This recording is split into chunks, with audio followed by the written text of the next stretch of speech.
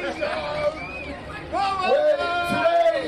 marks the first showing of Tommy's documentary, Lawfare, which we will all get a chance to see for the first time, including the police. Sorry chaps, maybe I can get my kids' iPads and phones back when you got a minute, wankers.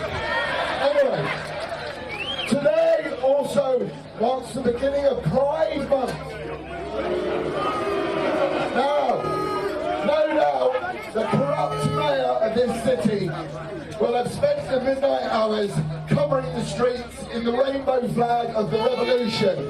Because Pride Month is not about human rights. Pride Month is not about sexual equality. Pride has become a celebration and a hatred of the nation and humanity itself. They take pride in telling gay men and women that they aren't gay, they're just born in the wrong body. They brainwash vulnerable children, telling them that they're in the wrong body. Some of them go on to irreversibly mutilate their bodies, and they're proud of this. Are we proud of this homophobic child mutilation cult? I'm not. Are we proud of it? No. I am proud to be British. I am proud of Britain and the sacrifices made in her name by much braver men than me.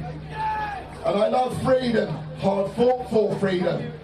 Not a freedom we should be proud of, a freedom we should be grateful for.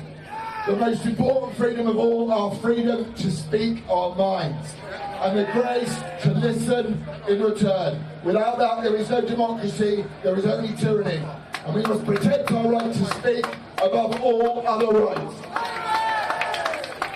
And when I was a kid in history class at school, and I was learning about times in the past when devastating changes were taking place all across the world, the first thing I thought was, I was grateful that I was never going to witness it myself. And the second thing I thought was, what must it have felt like to have a floor just removed from underneath you, and what one day was safe and calm, the next day was mayhem and chaos.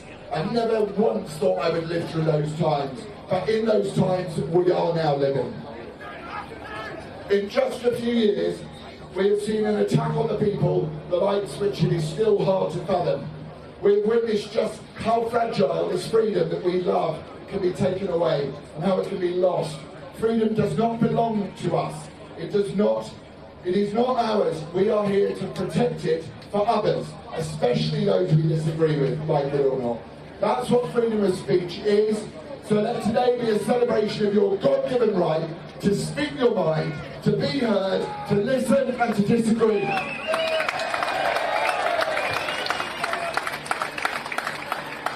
We have been locked in our way in our homes. Our children have been denied an education. Our loved ones have to die alone in hospitals, all ordered, sanctioned, supported and demanded by the occupants of that house over there. Anyone who spoke out against the tyranny attempted upon us was demonised, cancelled, derided or destroyed. Our speech, our free speech, our right to object was removed. We were censored and mocked by politicians who partied and drank whilst people watched powerless as their businesses were destroyed and doctors were paid by drug companies to lie to us on the television. And in just over 1 month, we're going to be asked to vote again for these people, these politicians, who leave our borders wide open, who try to cripple our economy and worship of the climate, who want to give away our houses, our health service, our hotels and anything to anyone as long as they are British. I'm sick of it. We are not second-class citizens in our own country. And there isn't a single political party which cares about this attack on our culture. Our streets ring out with calls for murder every weekend, with people waving foreign flags. But if you carry your flag, whether you're big or small, black or white, gay or straight, you will be intimidated, beaten, maced and arrested by our corrupt, two-tiered police force. So make sure today that you show them the grace that they don't show you in return.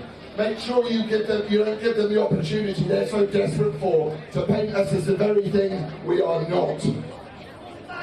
Do not allow them the excuse they want to have to exploit us.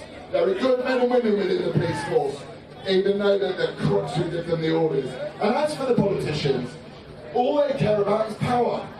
They want to give them more, they want us to give them more and more power. These people who are meant to serve us, treat us like they're slaves. And I'm sick of it. So it will, in the end, be left to you lot, to all of us, to come here every month to tell them that our lives matter too, that British lives and British values matter too, and that we will not be bullied by an intolerant mob who forced a teacher and his family into hiding for his life in Batley, while his own MP remains silent to this day. Yes, you can do better. There are no blasphemy laws in this United Kingdom, and we will not be bullied into accepting them, ever. So I'm here to tell you, finally, that this is our home. We have nowhere else to go. And if you want to put the great back in Great Britain, it won't be the politicians who are going to save us. It's going to be down to you and me and everybody else. This is our country, and we want it back. Thank you.